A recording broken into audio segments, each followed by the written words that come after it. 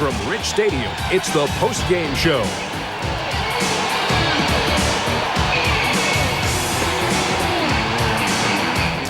Welcome to the Postgame Show. The Bills, as you just saw, beat the New England Patriots 17-10. They go 2-0 on the season. Going to go right out to Rich Stadium where Sports Director Ed Kilgore is standing by live. Ed?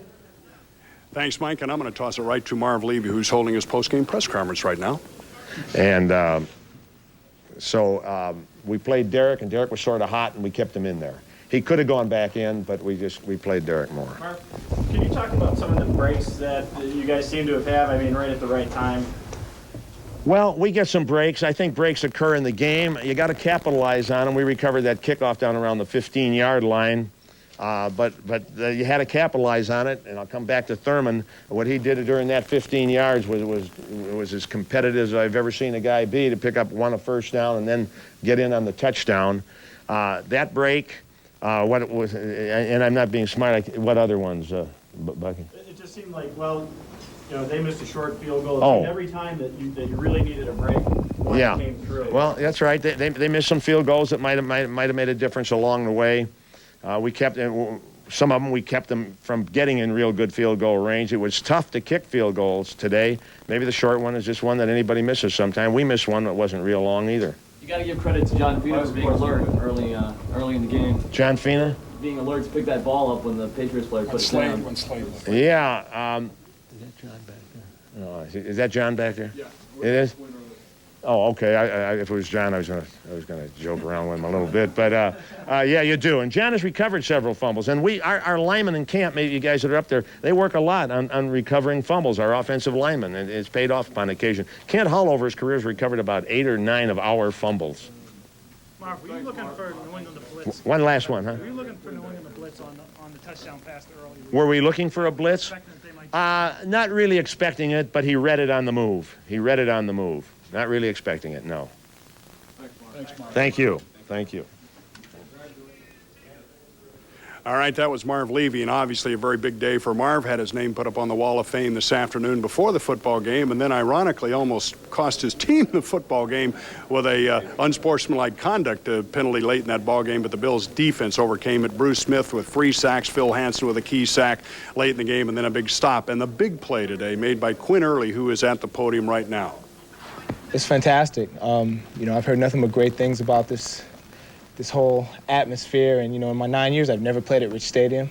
That was my first regular season game at Rich Stadium, and it was a great one. I'm glad we won the ball game, especially on a day like this when Marv Levy goes up on the Wall of Fame. That was fantastic for him, and I'm just happy to be a part of it. Can you talk about the play, the touchdown play, and describe what your role was and what they were?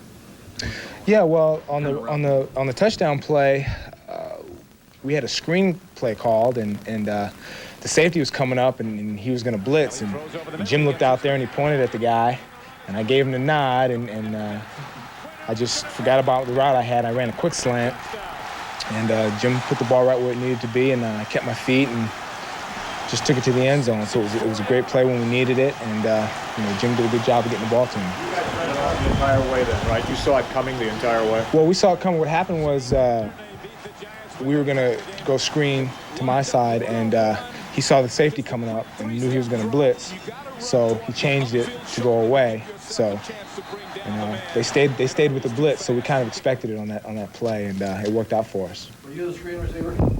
No, I wasn't. I had, as a matter of fact, I was just a clear-out guy. And whenever the safety comes, when I'm a single-side receiver over there, I have to give him something. So. Do you sense a good future here with you and Jim Kelly? I mean, you guys seem to hook up pretty well today. Well, I hope so. Jim's done a great job of working with me, letting me know what he expects from me as a wide receiver. Communication's the key, and he's done a great job of talking to me and helped me through training camp. And that's why we have training camp. We have those 6 weeks to get to know each other, and it's coming along. It's coming along well, and we've just got a great core of wide receivers, and I think as long as we keep our heads on our shoulders and keep working hard, there's no reason why we can't do as well as we want to do this year. Is there more pressure? Did you feel a sense of it when Andre is gone and Tasker's gone and it's down to you and some guys? Well, there was no pressure. Andre's a great receiver, and we definitely missed him in the ball game, as evident by us faltering a little bit offensively. But other guys have to pick up the slack, and you know, I just was trying to make plays to help our ball club win, and fortunately, it came when we needed it. Why many game-breaking touchdowns for New Orleans last year? Did I have any? Yeah. Game-breakers. Well, I can't remember. How about the year before? I can't remember. I couldn't even tell you. I'd have to break out the archive tapes or something, you know. But I'll tell you what, man. I love the weather. You know, when I was in college, I went to the University of Iowa, and we had this kind of weather all the time. It was great. I was having a good time. Do you love it? I don't know.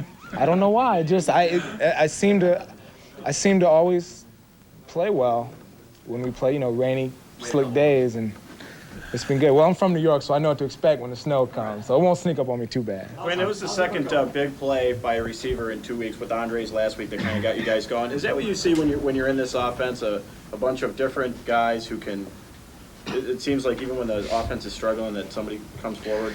Well, there's a lot of big play potential in this offense, you know, with the players that we have and just the fashion of offense that we run in general. And, you know, it's up to us to go out every week and prepare well for the teams that we're going to play and execute. You know, be able to pick up the blitzes, be able to do the things that we need to do. And like I said, we have a good core of wide receivers. We have a good offense, period. And, you know, it's important for us to just try to get better every day, every practice, every game. And if we do that, we can do well this year. All right, so one of the great free agent acquisitions of the Buffalo Bills, Quinn Early making the offensive play of the game, a 63-yard touchdown catch with about 5 minutes to go on a 3rd and 18. Now, defensively, the Bills also came up with quite a free agent acquisition from Detroit. He's got his Detroit Tiger hat on here. Chris Spielman, who, as he just told me, may be the only Tiger fan around. But, Chris, great job by the defense today. First half, you had some problems with the Patriots. What happened at the halftime? No, nothing really. What we did, they hurt us a little bit running the ball on some man blitzes. And, you know, you can see that if you man blitz and they break through the line and the gap's not covered, it's to the safeties. So we made some adjustments and came out and played a little bit more zone in the second half and took them away. And, you know, it was a great defensive effort, though. Anytime you can hold a team to 10 points, and the points they did get the touchdown they did get was a great throw and a great catch. And I'm proud to be a part of this team and the players that I play with.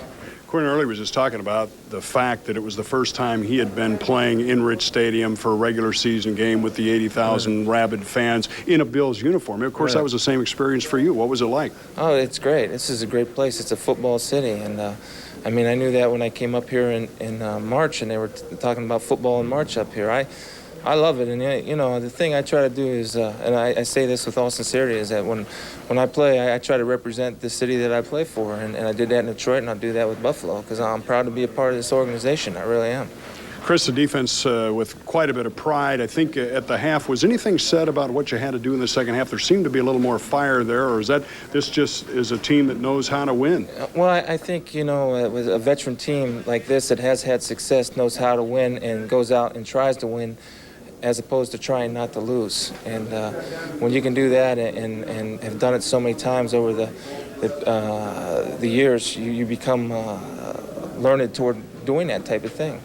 Of course, you don't have long to wait now to get in Pittsburgh. Something you're not aware of is that the Steelers have owned the Bills on Monday nights at Three Rivers, but I'm sure you guys will be ready to go. Well, that's irrelevant and has nothing to do with me, so I ain't worried about that. We go out and play football, and you know, like I say, you line up and find out who's tougher.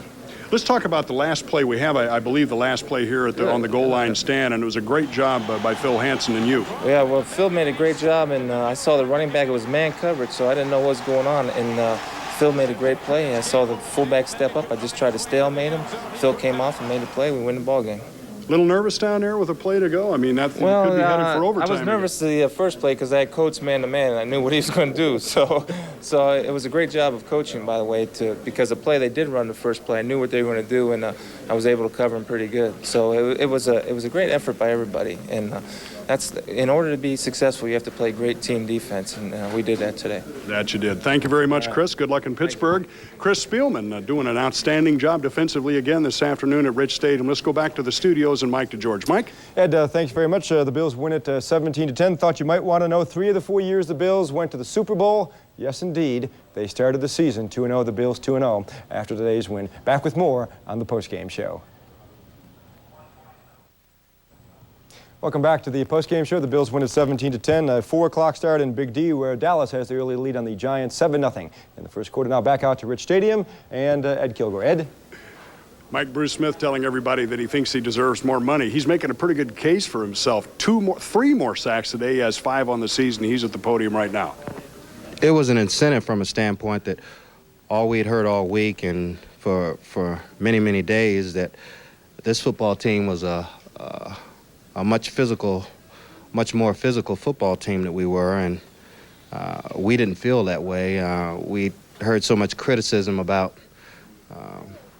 training camp is called Camp Levy, and I think in this day and age you don't have to beat your players up in training camp to go out and have a successful season. So I think that those 2 things in itself really kind of inspired us to go out and try and shut the run down and get them into a passing attack. But Curtis Martin still got his. I don't know the final statistics on the running game, but I think we did a fairly decent job. Last play of the game, Bruce, was that an emotional lift for this defense to be able to shut them down in the end like you did? Is that a big emotional lift for this defense? Yeah, without a doubt. We felt very, very strong going into that last series. If they didn't score, they didn't win. And I think, although we were exhausted, a number of our guys, I think we hung in there and did the things that were necessary to slow them down. We knew that the clock was on our side and they were out of timeout, so they had to throw the ball, and if they completed it, the clock would keep running, and if they ran the ball, the clock would keep running. So again, the time clock was on our side. Bruce, the last play again, that surprised you, the call they made on the running play there? Well, they only had 1 play left, and I think that they felt that we were going to rush the quarterback. And from studying film and practicing the whole week, we felt that if they got inside like that, it would be much easier for them to try and run the ball as opposed to passing it. So when they brought Dave Meggett in, that's what our attention focused on. Talk about your 3 sacks, Bruce, just your overall play in the game. Well, I thought I had a good game. I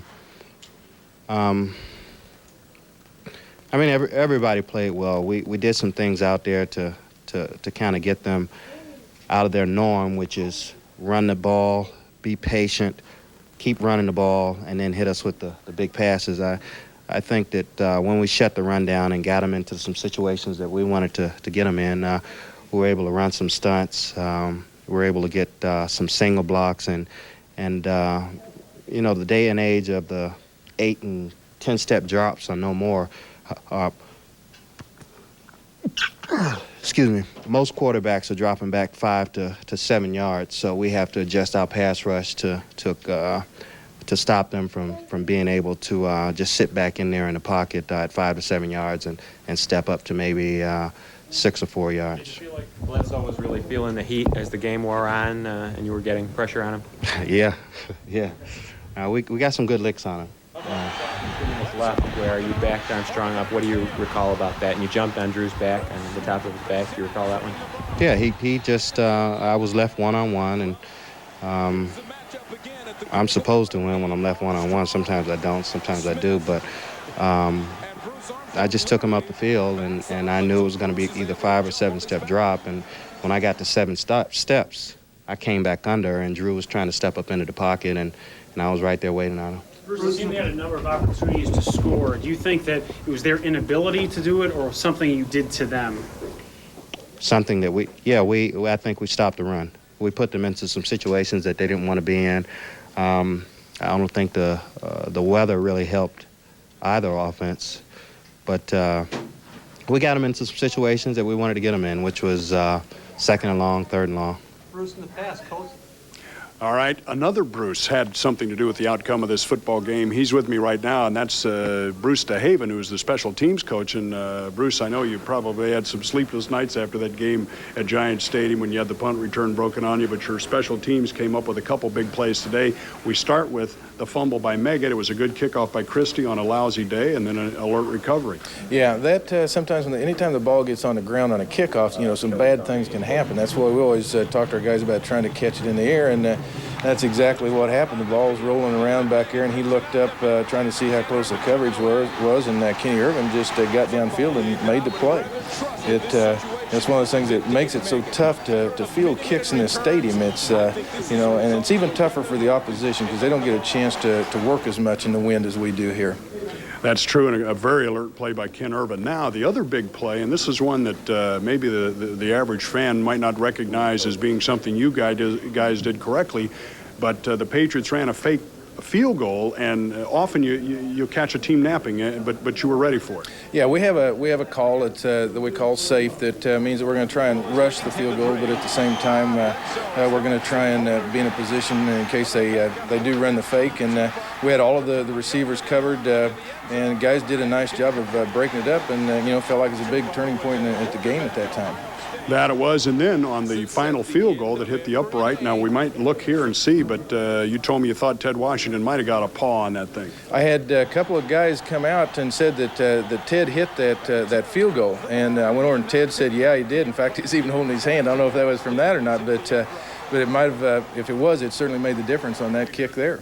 All right, Bruce DeHaven, great job by the special teams. You, Good Ed. luck in Pittsburgh. Thanks, Ed. Bruce DeHaven. Right now, Jim Kelly up at the podium, and let's go to him. The safety comes, be alert for the side adjust on the weak side, and we don't do that. I mean, it's not designed to do that. And as a matter of fact, they came with the exact same defense they did the previous play before that. When we get called for delayed game, they did the same thing, and we were able to hit them, and Quinn made a good run. On that same drive, you complete a pass to Copeland, but it would have been 4th and 3. They accept the holding penalty. Is that a case where you don't give an offense that has talent like this another shot to make a first down? Well, you can say that. We struggled somewhat today. I think, as a matter of fact, the offense, I thought, didn't play a very good game at all. But one good thing is we got enough points on the board to win, and it's just too many mistakes all the way around. And when you do that, sometimes you're going to have to rely on your defense. And I know throughout the course, 16-game schedule, we're going to have to win some, just like the defense is going to have to win some. So far, it's defense 2, offense 0. With that second chance, though, you like licking your chops, thinking, I'm going to show them, I'm going to win. No, I never say that, but any time that somebody anytime they do give you another shot at it, you want to, rub it right back in them and say you shouldn't have done that. But, at times they have confidence in their guys, too, just like our defense and as far as our offense have confidence in our defense. So sometimes you gamble, sometimes you win with the blitz, sometimes you lose with the blitz. And they blitzed a few times. We picked it up a couple times, and we didn't pick it up a couple times. Are you concerned with what's happened offensively the last couple of years? No, I really aren't. I'm really not, because I know that there's some things that I think just by some of the things Coach Schaffner told me after the game, some things me and Ken talked about, that we're going to have to, quit worrying about putting so many different wrinkles in our offense, just concentrate on the basic things that really has made us the offense that we really are. So I think that's what we're pretty much going to do. A lot of times you try to do too many things, and you don't concentrate on the basic things that really have gotten you there. So I think that's something we'll probably really game plan for next week. How much of a factor was the weather in terms of performance and game plan, if anything? Well, I'm not going to make any excuses. Yeah, at times the ball was slippery, but still, they had to throw in it too, and I've been through it before. It wasn't one of my better games. I didn't play very well today, but we still got to put the ball in the end zone, and I'm just glad it was about 75 degrees and not about 35. This is what we're used to playing. Maybe I should have wished it was 35 degrees. How big a factor not having Andre? Hold on. Okay, either one. Tasker, Andre, Well, two of my top receivers from before. I mean, you lose Tasker, which is a guy that we felt has come along and was one of my top receivers. Andre came back after an injury, and boom, he was back. And all of a sudden, both those guys are down. Quinn Early stepped up big time today, had some great catches. Read a few things that he saw, I saw too, we were able to connect on. But overall, we have to get Tasker and Andre back. But Eric Molds is coming on. He's doing a better job. Russell Copeland's had the best camp since he's been here. So no excuses there. We just got to be able to move the football, which we didn't do today. Jim, you and Quinn Early seem to be on the same page for that touchdown pass. Yeah, it was like I answered this question earlier, but I just told him right before the snap, before the play, just be alert, and he was alert, and we were both perfect on that one. Jim Holmes seems to give you a lift in the second half. He seemed to move the ball, run the ball hard. Was it a pickup there? Derek's a north and south runner. He did a good job. Thurman's a slashy runner, can cut it outside, but Thurman was hamstring, I guess, was bothering him a little bit. But Derek was hitting those holes. He did a good job. Hey, Jim, did you figure that if you just got Early the ball that he was gone? I mean, was it that No. before the play? No, but when I saw the previous play, we get delayed game called, I knew what they came with, and I knew how far the corner was off. It was just a matter of him catching and hopefully getting enough yards for first down. I never expected he was going to break it, but he did, and glad he did. All right, and of course, we'll be asking Jim about those 3 interceptions on the next sneak preview show. You'll see that next Sunday when he's going to take it a little better. Phil Hansen, great job today by the defense, and you came up with a couple key plays, got a sack late, and then maybe the key play of the game with just 4 seconds left, they tried to run the draw to Meggett, and was that something in the back of your mind that you thought they might try? Or You know, the bullets were flying pretty fast on the right at the end, and no, it wasn't one of the things I was thinking of, but, you know, sometimes things just happen that way. Actually, the draw, they shut it down on the other side pretty good, and he had to cut it back to me, and just in the right place at the right time, thank goodness. Well, that's a very difficult situation for a defense to be in because they could do any of a number of things, including that. Yeah, well, the good news, we only got about 12 yards of the field to protect, you know, the end zone and the 2 yards there. So our defense, we stiffened up, I guess, when we had to. Unfortunately, with 2 minutes left, they drove it all the way down to that point. But something to work on for next week. And the bottom line is we come out of it with a win, and that's 1-0 in our division. Oh, and that's huge. The Patriots in the first half were moving the football pretty well, especially converting the third downs. That was something you seemed to improve a lot on in the second half. Yeah, they didn't run anything we didn't expect the first half, but they were technically doing things very well. We shut them down towards the end of the first half, and the second half we pretty much stopped the running game. They had to go to the pass, and you know, it turned out the way it did. We're glad we came out with a win. All right, let's take a look. I don't know if we have it at your sack, but maybe you can tell us what happened on the play. Actually, well, it was the first play of the long drive there. I came inside the guard, and they were sliding away from me, so the center was on Jeffcoat, and the center and the guard were on Jeffcoat. He was being double teamed. I just came inside, got square, and got up the field right on Bledsoe. Bruce really closed down the pocket too, so he couldn't step up into the B gap. So you know, we'll take him any way we can get him. He got 3, so I was glad to get 1. There you go, Phil. All right, congratulations on a big win, and good luck in Pittsburgh. Thanks. Phil Hansen with a fine performance this afternoon. Right now we're going to go to a little commercial break, and then we'll be back here with more of our postgame show. The Bills make me wanna shout, kick your heels up and shout, throw your hands up and shout. Welcome back to the postgame show. The Bills victorious 17-10. They're now 2-0 along with the Indianapolis Colts as the Colts defeated the New York Jets this afternoon 21-7 as we take a look at the NFL scores around the league. This game actually delayed by lightning at one point, but the Colts now 2-0. The Jets dropped 0-2, 21-7 the final in Pittsburgh, where the Bills will be on Monday night. Big performance by Mike Tomczak at quarterback as they beat Baltimore 31-17. Both teams are 1-1. Houston in Jacksonville, where the Oilers, first victory of the season, they beat the Jags in a shootout 34-27. In Kansas City, a lot of scoring in the second half of this game, at least by Kansas City. The Chiefs win it 19-3 over Oakland. The Chiefs now 2-0 on the season. How about Carolina, also 2-0 as they nip New Orleans 22-20 in a close ball game.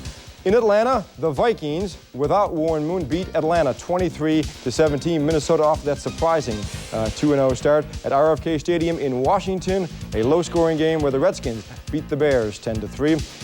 In Detroit, the Lions beating Tampa Bay 21-6. Couple of 4 o'clock starts still going now. San Diego, the early lead on Cincinnati, 7-0 in the first quarter. Denver, Seattle are 3-3 in the second. Dallas, a Troy Aikman, a touchdown, his 100th career TD pass, now to take a 14-0 lead on the Giants in the second quarter. No score between St. Louis and San Francisco in the second quarter. And Miami, 1-0. They'll try to go to 2-0 when they play at Arizona tonight. Now, let's take a look at some highlights for you. Let's go to the first half of this game between the Bills and New England Patriots. And the start had a similar beginning to the game against the New York Giants on last Sunday night. The Bills, a very slow start. Let's take a look. But before the game even started, it was Marv Levy becoming the 11th member to go up on the Bills Wall of Fame. The Bills winningest coach with 129 career victories. Once the game started, it was Bruce Smith against Bruce Armstrong, that matchup right there. And Bruce coming up with his first of 3 sacks on the afternoon. Jim Jeffcoat could not come up with the football, and that led to an Adam Vinatieri 41-yard field goal. That made it 3-0 Patriots, but Vinatieri a long afternoon, missing 3 on the day. Then comes the weird play of the day. Chris Slade, the interception, but he's so happy he never gets tackled, and he just leaves the ball right there. It's a live ball, never touched. John Fina picks it up, says thanks very much, but Jim Kelly would give it right back on an interception. But Vinatieri this time from 45, hitting the upright, the score stays at 3-0. Then with the score tied at 3, maybe the biggest play of the game, Dave Meggett can't pick up the football on the kickoff, and his second-year man, Kenny Irvin, coming up with the football. That puts the Bills in business at 15, and then it is Thurman Thomas sort of carrying a couple of Patriots into the end zone. That made it 10-3 Buffalo at this point. Now, just before the end of the half, more special teams play by the Bills. As we take a look, the Patriots line up for the field goal.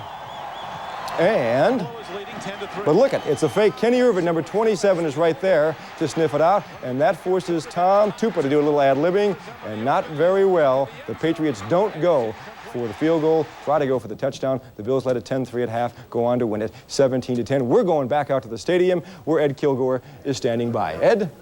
Thanks, Mike. And the Bills concerned about a couple injuries. One to Andre Reed. Obviously, we don't know the extent of that injury, but cornerback Jeff Burris also had to leave in the third quarter. Jeff's with us now. And Jeff, maybe you can explain what the injury is and how you are. Well, it's just basically a pulled quad muscle, nothing real serious, but just frustrating, one injury after another, it seems like. But as of now, I'm doing better, and I should be ready to play. Of course, any kind of a pull muscle, particularly for a cornerback, where you really have to have that speed and quickness and be able to change direction like you do, is of concern.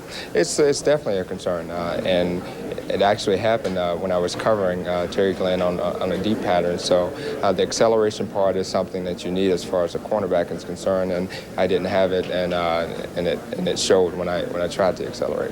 Speaking of Terry Glenn, obvious that they missed having him as a weapon. He made a difference with that club today, didn't he? He's definitely a talent. For a guy to come in and didn't have a couple of days of practice, preparation time, because he missed most of training camp, and to come in and play the way he did is definitely he's definitely a tremendous talent. Did you do anything differently at the half? You really did a much better job shutting Curtis Martin down in the second half. You got Bledsoe into some passing situations, which is exactly where you want him with Bruce and the rest of the guys coming. But any adjustments, or just doing a better job of shutting him down in the gaps? Well, we didn't do much adjustments when we came in. It was just a matter of determination.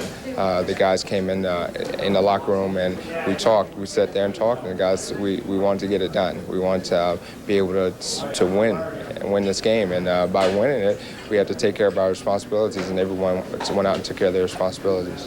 Well, it must feel good to be 2-0, but you head to Pittsburgh, and of course that's always a tough one at Three Rivers. Oh, it definitely is. But we look forward to it. A Monday night game, it'll be a challenge for us, but we definitely look forward to it. All right. Thanks, Jeff. Thank you, Ed.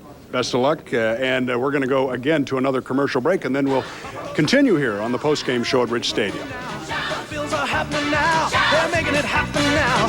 You got the spirit. Welcome back to the postgame show. Don't want to forget about the Buffalo Bisons tonight. Yes, Game 4 at the Nap tonight, 7 o'clock against Indianapolis. Still on. I know it's raining, but the game not called yet. Game 4, 7 o'clock between the Bisons and Indians. And speaking of Indianapolis, late word, the Colts win over the Jets 21-7, but 7 Colt players have been injured in that game, including Marshall Faulk and Tony Bennett. Let's go out to back out to Rich Stadium and Ed Kilgore. And Ed, I guess, the Bills and Colts off to those 2-0 starts, but as always, injuries start to play a factor. Oh, no question about that, Mike. The Bills considerably less banged up than the Colts at this stage. The Bills with a couple people. We just, of course, heard from Jeff Burris, who thinks he'll be ready to go next week in Pittsburgh. The only injury of concern right now would be to Andre Reed, who has some kind of a groin pull, and no one really knows right now the extent of that, but the very fact that he went off and didn't come back has to be of some concern to the Bills, who desperately need a playbreaker like that. Stu Boyer joins me right now, and Stu, I was just looking at some of the stats, and the Bills wind up with 230-some total yards of offense. But, boy, when the defense plays like the Bills' defense did today, your offense can afford to sputter a little bit and then finally make a play. Well, and the defense kept the Bills in the game until that offense could come up with the big play. It was that big play to Quinn Early. And, in fact, a lot of the guys who I spoke to in the locker room were surprised that Bill Parcells accepted the penalty. They thought he would decline it and make the Bills go for it on 4th and 3. He didn't, and the rest, as they say, is history up until that 4th down play by Phil Hansen. I'm sure there are a lot of plays that Mr. Parcells would like to have again, and it's a deal where if they work, it looks great, like the draw to Meggett down at the goal line. I thought that was probably a pretty good call under the circumstances, but the Bills were able to stuff that too. Well, Phil Hansen said he was surprised by it, but he was right there to make the play. He thought it was going to go the other way, and they did set it up nicely because it was pass, pass, pass, and they were just waiting for the run from Meggett, but Phil was there to make the play.